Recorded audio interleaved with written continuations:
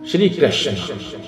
श्री कृष्ण के अनमोल वचन आस्था, प्रेम, भक्ति और शक्ति के स्वामी कृष्ण हम सभी के आराध्य हैं। उनके कथनों का सार भगवत गीता के रूप में युगों युगों तक मानव को धर्म की राह की ओर प्रवृत्त करती रहेगी। तो दोस्तों, आप कृपया इनके विचारों को हेडफोन लगाकर जरूर सुनिए। श्री कृष्ण कहते हैं, मैं ना तो तुम्हारी महंगी भेंट से प्रसन्न होता हूँ, ना दिखावटी दान दयालुता से। अगर मेरे मन को हराना है तो मुझे प्रेम से पुकारो, मैं हाजिर हो जाऊंगा। वास्तविक चीजों को लेकर मन में कभी डर पैदा मत होने दो। वो वास्तविक नहीं है, वह ना तो कभी था और ना कभी होगा। इसके विपरीत जो वास्तविक है वह हमेशा से था और उसे ना तो बदला जा सकता है, ना कभी नष्ट किया जा सकता है। जो मनुष्य किसी अच्छे काम में लगा हुआ होता है, आने वाले समय में उसका अंत कभी बुरा नहीं होता है। मनुष्य अपनी 3 प्रमुख कृतियों द्वारा नरक के द्वार पर पहुंचता है। वे 3 कृतियां काम, वेद, लोभ है। मनुष्य का समस्त निर्माण उसके विश्वास के फलस्वरूप होता है। जैसा वो सोचता है उसी के अनुरूप वह बन जाता है। परिवर्तन इन संसार का नियम है। एक नजर में तुम असीम संपत्ति के मालिक बन सकते हो और दूसरी नजर में तुम दलित बन सकते हो। एक इंसान के रूप में इसी धरती पर तुम्हारे कुछ कर्तव्य हैं। अनिवार्य रूप से अपने कर्तव्यों को निभाओ। किसी से सच्चा प्रेम होना शुद्धता और दिव्यता का प्रतीक है। जो कुछ भी हुआ है उसमें तेरा कोई योगदान नहीं है, इसलिए तुम्हारी सारी परेशानियां व्यर्थ हैं। हर चीज की शुरुआत मुझसे होती है और खत्म भी मुझ पर आकर ही होती है। इंद्रियों से मिलने वाला सुख सच्चा नहीं होता है। इंद्रियों का सुख पहले तुमको अमृत की मिठास देगा, लेकिन बाद में तुम्हारा विनाश कर देगा। तुम अपने जीवन को सार्थक बना सकते हो, लेकिन इसके लिए तुम्हें मेरी शरण में आना पड़ेगा।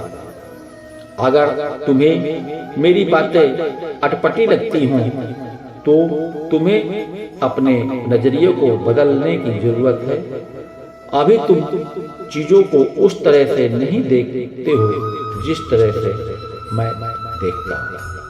अगर एक बार तुमने मुझ पर विश्वास कर लिया है तो तुम्हें जीवन में कभी निराश होना नहीं पड़ेगा। एक बार जो मुझ पर विश्वास करता है उसको मैं कभी नहीं छोड़ता हूँ। जो मेरे भक्त के साथ धोखा करता है उसके लिए मैं सबसे बड़ा शत्रु हूँ। अगर किसी ने मेरे भक्त को एक बार भी धोखा दिया हो तो जन्मों जन्मों तक मैं उसका उद्धार नहीं करता हूँ। हे देवदत्त का सर्वोत्तम मैं हूँ, सब कुछ मुझ पर निर्भर है। अगर तुमने मेरे बारे में ज्ञान लिया तो तुम्हारा कल्याण नहीं है। मैं हर दिल को एक मंदिर की तरह देखता हूँ। जो दिल जितना सुंदर होता है वहां मैं उतना ही अधिक ठहरता हूँ। भगवान श्री कृष्ण के चरण कमल इतने पवित्र हैं कि जो कोई उनकी शरण लेता है तुरंत शुद्ध हो जाता है। इस दुनिया में तुम प्रेम सभी से करो, लेकिन पूर्ण रूप से विश्वास किसी पर मत करो। अगर तुमको भरोसा करना है तो केवल कृष्ण पर करो। मन बड़ा चंचल है, इसलिए अपने मन को स्थिर रखो, उसको कभी व्यतीत मत होने दो। आपने जो भी किया है वह आपके साथ एक दाग की तरह चलेगा होगा, इसलिए अपने कर्म को शुद्ध लाओ। बुरे विचार मन को दुखी और परेशान कर सकते हैं, लेकिन जब आप कृष्ण में विश्वास करते हो तो कृष्ण स्वयं आपकी सभी परेशानियां दूर करने आते हैं। मैं अभी तक तुम्हारे शरण में आने के प्रस्ताव को स्वीकार नहीं किया है, क्योंकि तुमने अभी तक पूर्ण रूप से समर्पण नहीं किया है। जब तुम शुरुआत करोगे तो स्वाभाविक रूप से तुमको असफलता मिल सकती है, कई बार तुमको गिरना भी पड़ सकता है, लेकिन इसका मतलब यह नहीं होता कि तुम उस काम को करना छोड़ दो। एक समय आएगा जब तुम पूर्ण हो जाओगे और तुम्हारे सभी काम सफल हो जाएंगे। इस काम में मैं हमेशा तुम्हारे साथ खड़ा रहूंगा। मैं तुम्हारे हर छोटे बड़े कर्म के साथ दूंगा। तुम्हारा जो दिल करे उसे करो, लेकिन नम्रता और सरलता के साथ करना, अहंकार के साथ नहीं। एक उपहार तब शुद्ध होता है जब उसको सच्चे दिल से सही व्यक्ति को सही समय पर दिया जाता है और बदले में कोई दूसरी उम्मीद नहीं करते।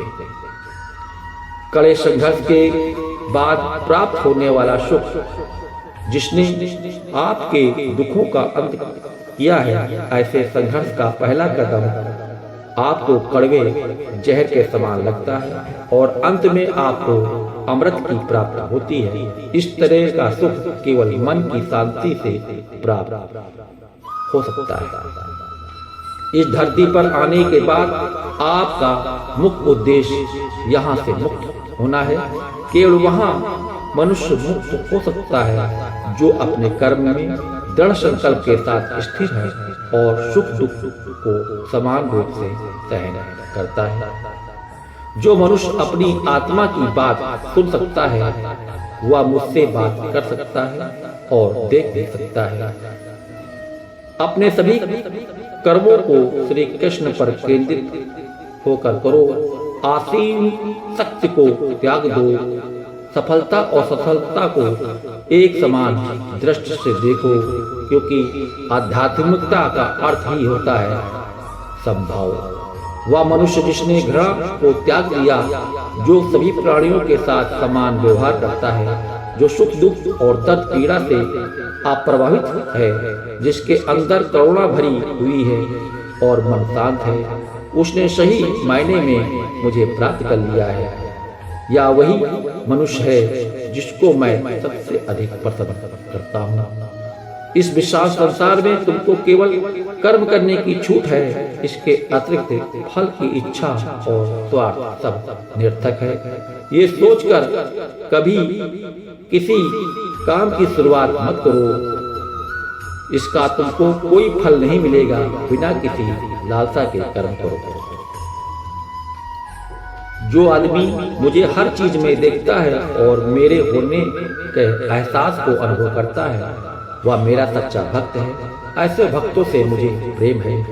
इंद्रियों का काम ही है भटकाना। जब कोई मनुष्य अपना मन उसके पीछे छोड़ देता है तो समझ लीजिए उसे छेद वाली नाव में सवारी शुरू करती है, जिसका डूबना तय है। ऐसा कोई नहीं है जिसका सदियों में अस्तित्व है, और ना ही ऐसा कोई है जिसका सदियों बाद अस्तित्व रहेगा। यहाँ कुछ स्थायी नहीं है। वह सभी चमत्कार वस्तुओं में प्रकाश के स्रोत के रूप में स्थित है। वह सभी प्रकार के अंधकार से परे और अभिव्यक्त है। वह ज्ञान का विषय है और वही ज्ञान का लक्ष्य है। वह सबके हृदय में विराजमान है। तुम उसी को देख पाते हो जो तुम हो, और तुम वही जो तुम देखते हो।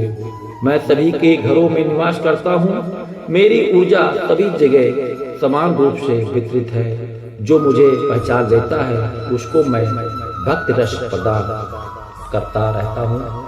मैं सर्वनाश कर सकता हूँ। मेरे रुकने की वजह मेरे भक्त हैं। जिस दिन मेरे सभी भक्त मर जाएंगे मैं सर्वनाश कर दूंगा। जो व्यक्ति अहंकार से मोहित होकर अपने कर्मों को अंजाम देता है, मैं उसके खिलाफ खड़ा रहता हूँ। तुम हमेशा के लिए यहाँ रहने वाले नहीं हो। तुम्हारा जीवन बहुत ही सीमित है। जो मनुष्य यहाँ आता है वह अपनी क्षमता को तलाशने के लिए आगे बढ़ता है। ये गलत नहीं है अगर तुम निस्वार्थ भाव से अपनी गति करते हो। स्वभाव के द्वारा निर्धारित कर्तव्य का पालन करने से कोई पाप नहीं होता है। हर वास्तव में कभी दुनिया का सम्मान ना करते ही नहीं है। यहाँ रहकर हम जो भी अनुभव करते हैं वही हमारी इंद्रियां हैं। तुम केवल अपने कर्म पर नियंत्रण कर सकते हो। तुम कर्म के परिणाम को तुम दावा नहीं कर सकते हो। हारने का डर, असफलता का भय, कर्मों के साथ भावना जोड़ना सफलता की सबसे बड़ी बाधा है। ये विचार मन को स्थिर कर आपकी क्षमता को लूटता है। स्वार्थ से जुड़े कर्म आपको दुनिया में कैद करते हैं। व्यक्तिगत लाभ के बारे में नहीं सोचे और निस्वार्थ भाव से काम करें। अपनी इच्छा शक्ति से खुद को नया आकार दो। अपने आप को कभी स्व इच्छा से नीचा मत होने दो। बुद्धिमान तुम्हारी चेतना को एकीकृत करती है और कर्म के फल की प्राप्ति आसक्त को त्यागने में मदद करती है। दूसरों के सुख दुख पर कोई यदि इस प्रकार प्रतिक्रिया देता है जैसे कि वो उसके साथ अपने हैं, तो उस व्यक्ति को सच्चा आध्यात्मिक मान सकते हैं।